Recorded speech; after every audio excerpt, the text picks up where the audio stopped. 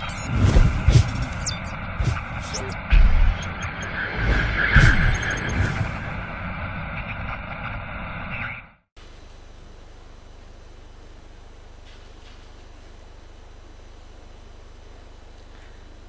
sore, Bapak, Ibu, dan saudara-saudari di seluruh Indonesia.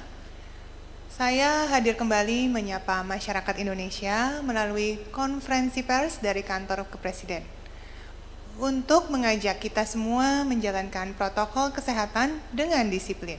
Karena apa? Karena pandemi belum berakhir. Dan untuk itu, kita harus beradaptasi dengan kebiasaan baru. Bapak, Ibu, saudara-saudari, untuk menerapkan protokol kesehatan harus dilakukan tanpa kecuali di seluruh Indonesia. Pembatasan sosial berskala besar atau PSBB juga masih berlaku untuk memutus rantai penyebaran virus COVID-19. Untuk menjalankan protokol kesehatan ini perlu langkah bersama. Tidak mungkin hanya menggantungkan pada pemerintah, semua harus bersama-sama. Kampanye menggunakan masker, menjaga jarak, mencuci tangan, dan menghindari kerumunan harus terus-menerus dilakukan bersama-sama, hingga menjadi kebiasaan kita dan menjadi sebuah budaya dalam keseharian kita. Dalam beberapa pekan ini, pemerintah telah mengeluarkan berbagai surat edaran dan himbauan, misalnya tentang waktu bekerja, jumlah orang dalam ruang kerja, termasuk dalam mengadakan rapat, harus dibatasi dan diatur agar physical distancing atau menjaga jarak tetap diterapkan. Jangan sekali-sekali kita meremehkan atau tidak percaya COVID-19. Warna zona bukan dibuat tanpa data. Semakin kita disiplin, pandemi ini pasti akan mereda. COVID-19 ini adalah pandemi yang harus kita hadapi dan kita lawan bersama. Pemerintah lakukan testing, tracing, treatment atau 3T. Sementara kita semua melaksanakan memakai masker, menjaga jarak aman, dan mencuci tangan atau 3M.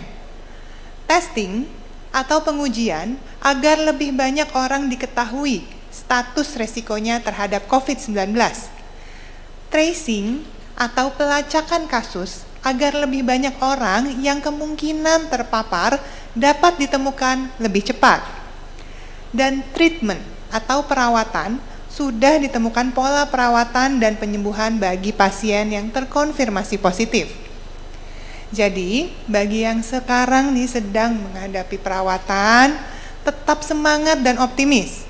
Dan bagi yang sehat, ingatlah selalu, lebih baik mencegah daripada mengobati. Mudah caranya, memakai masker dengan baik dan benar dan disiplin, menjaga jarak aman.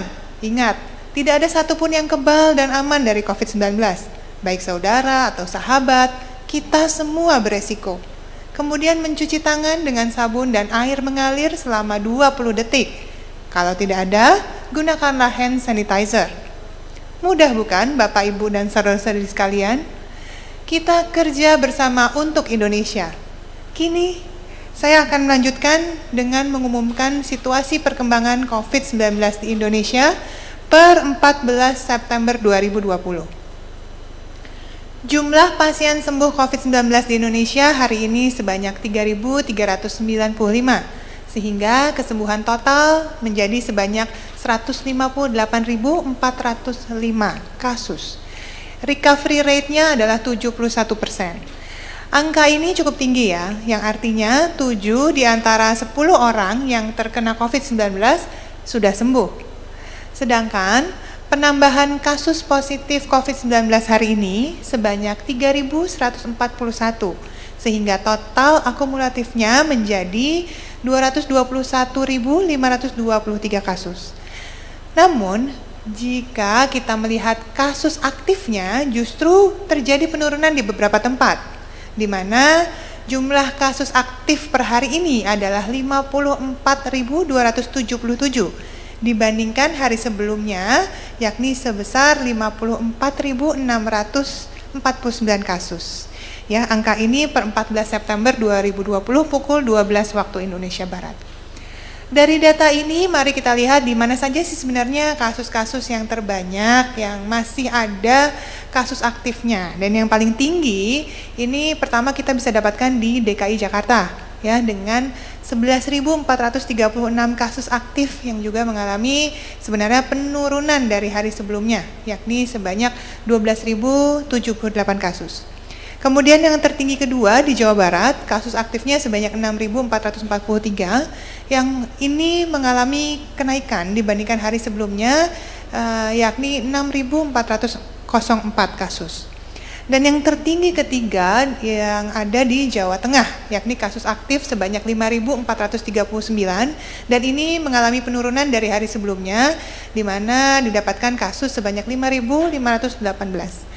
Memang jumlah kasus aktif ini sangat fluktuatif, tapi dari data hari ini dapat dikatakan bahwa rata-rata jumlah kasus aktif di Indonesia ini banyak yang menurun, ya. Dan berdasarkan informasi dari Kementerian Kesehatan, bed occupancy ratio atau ketersediaan tempat tidur di rumah sakit di seluruh Indonesia dalam kondisi aman dan dapat mengantisipasi jika terjadi lonjakan 20% sesuai dengan ketentuan WHO. Tapi tentu kita tidak harapkan itu akan terisi ya. Sekali lagi, menyelesaikan pandemi dengan 3M untuk memutus mata rantai harus dilakukan bersamaan di seluruh Indonesia, bahkan seluruh dunia. Jadi, kompak dan disiplin yuk, kita kan semua ini orang Indonesia. Dan orang Indonesia selalu bisa. Pemerintah 3T, kita semua masyarakat 3M. Indonesia pasti bisa. Salam sehat dari saya, selamat sore.